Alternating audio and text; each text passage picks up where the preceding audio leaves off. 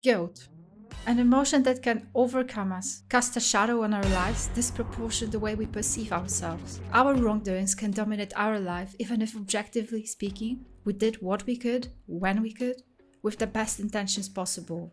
It's just that sometimes it wasn't enough. Or there were other factors we just weren't able to foresee. Feelings of guilt, whether justified or not, can form a misbelief. After all, guilt comes with baggage that we continue to carry with us.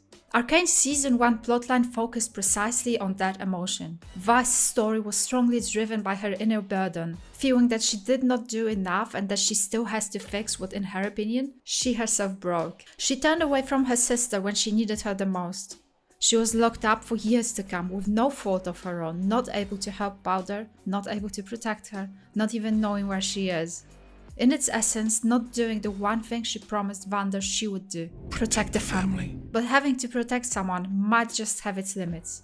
Limits Vander might have crossed, and limits that Jinx surely did cross. So at what point does a person that we love become a liability? When did Vander become one? Is it when she dropped Jace's hextech crystal causing an explosion of the Karaman building? Is it when she dropped their loot into the water, leaving them with nothing of value after a risky heist, triggering Milo, who, as a result, called her a Jinx? Is it when she followed Vi, Clagger and Milo to the rescue mission, despite specifically being told to stay behind? Is it when she triggered yet another explosion that led to Vander's demise? Is it when she actively joined Silco's cause, going as far as murder? Is it when she openly attacked her and Caitlyn? Is it when she kidnapped Caitlyn? Or is it perhaps when she aimed a rocket at the council, ultimately leading to the death of Cassandra Kiraman? Rumor has it Cassandra might have died. No wonder, Blast was surely direct and calculated. The possibility of Cassandra's death has been already strongly suggested in one of the Bridging the Rift shots, accidentally showing Caitlyn sitting by her father's side, next to white flowers which surely indicate mourning. If that is true, and Caitlyn's mother is in fact killed as a direct consequence of Jinx's desperate act, ultimately sealing her fate of leaving Vander behind, how can Caitlyn and Vi's relation possibly endure? It's already been hard enough with Jinx being Vi's sister, but that just takes the conundrum to the next level. And although Jinx's action was not aimed specifically towards Cassandra, fact remains it's her who might not survive. Jinx's act was a scream of desperation, a symbol of revolution which, so it seems, might also become part of Season 2 if its trailers any hint. After all, we have seen shots of Jinx being shown as a French-style revolutionary, so her action might be romanticized very soon. It's safe to assume if Caitlyn's mother dies, Vi will surely blame herself for that act. Will Caitlyn blame her as well? That's some of the questions that Season 2 has to answer, and it has to do so carefully. How do you navigate guilt that almost becomes someone's identity? There are 4 steps of portraying guilt in a believable way. Make guilt the basis of characters' actions. Make guilt authentic. Let guilt linger, and let it have consequences. While Season 1, Vi was driven by her own guilt because she wasn't there for Vander, consumed by her determination to get her back, Season 2 Vi's motives will slightly alter towards stopping Jinx, almost referencing Episode 3 request articulated towards Vander not to do anything, to stay behind. And while in Part 1 she did not stay behind, she caused the blast that led to Vi losing her father, Part 3 explosion might lead to Caitlyn losing her mother. In such case, both Caitlyn and Vi's parents will have died as a result of Jinx's action. And despite Jinx performing that action, it's Vi who's gonna blame herself for everything, and there's a specific reason for it. Reason that was coded within Arcane's Part 1. She was taught by Vander that as a leader, as an older sister, she has to take responsibility for Vander's actions. When people look up to you, you don't get to be selfish. Whatever happens, it's on you. Granted, Vander did not really have full information on Powder at that time, like maybe if he was giving that information. Maybe he'd change his mind if he knew that Powder was gonna turn out to be a bit psychotic. Anyway, ironically then it's precisely Vander that put burden of Jinx's actions on Vi's back that she has to carry ever since. Her main motive behind her actions in Season 1. Trying to find Powder. Trying to stop Jinx.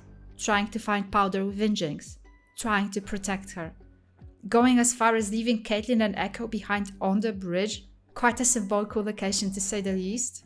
Because she felt she has to save her sister, to protect her despite what Echo says, to stay on Zon's side. You can't change her. I have to try.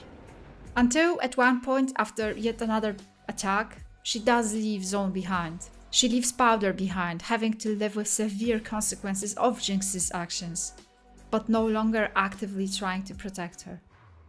Vi in Season 2 will have to carry double of the burden that she struggled with before. Not just the burden of not being there for Jinx when she needed her, but also a burden of Jinx's ultimate act which she will still hold herself accountable for. These actions at this point by far exceed random explosions here and there.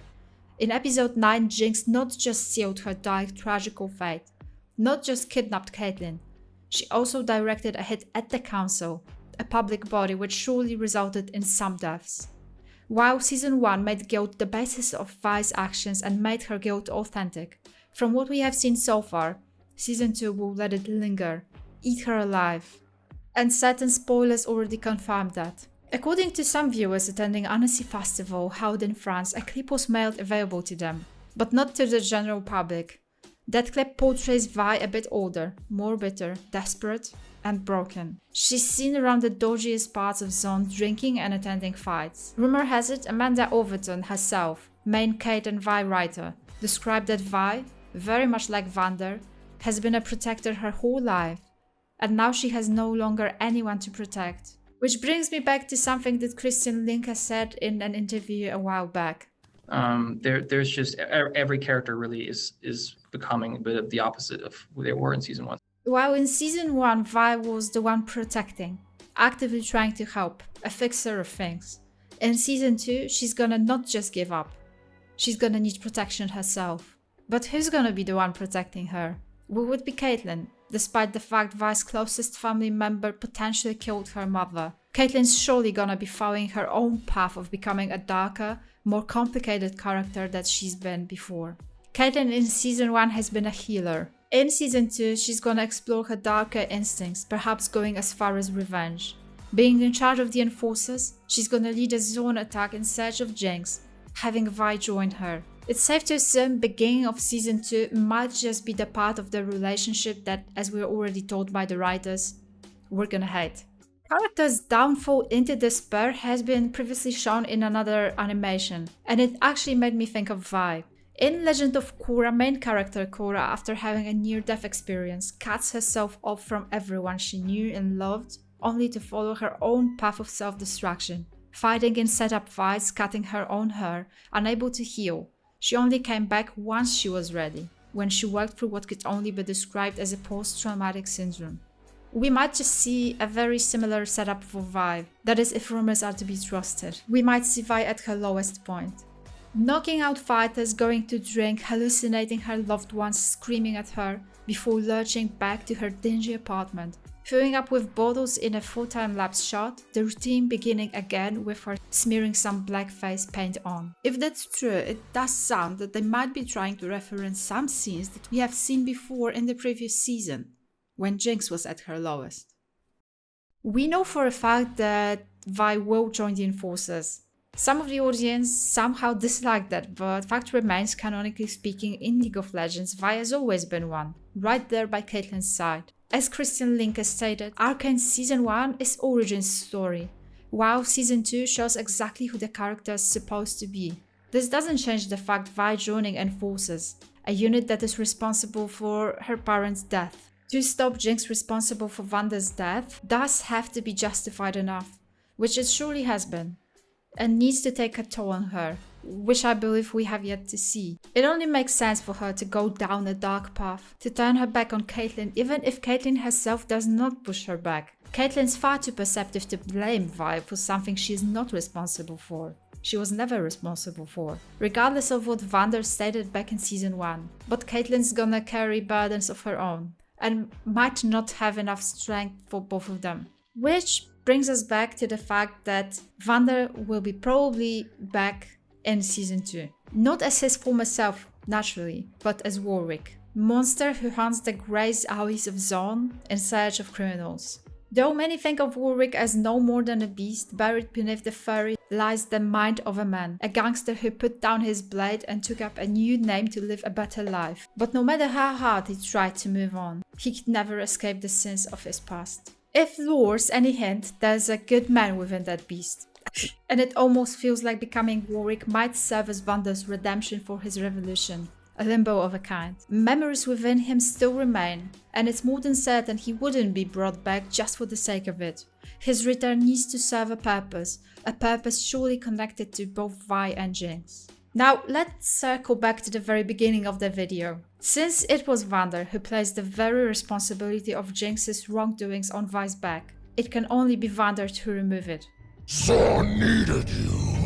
Him showing up might just release Vi's guilt and, regardless of the outcome, push her back towards her true, kind, protecting self. Since Warwick, by nature, hunts Zon's criminals, we surely know one criminal that might just become his target. You were there. Let me forget. And maybe, just maybe, that criminal will be forgiven for what she did, and also for her actions that led to Vander's death. Forgiveness might serve as a big step back for Jinx, maybe as far as finding powder inside of her. Powder that might still be there, as her fight with Echo suggested. Perhaps Vi also needs an act of forgiveness that only Vander can provide, because by neglecting powder in her own eyes, she broke a promise to him. Take care of powder.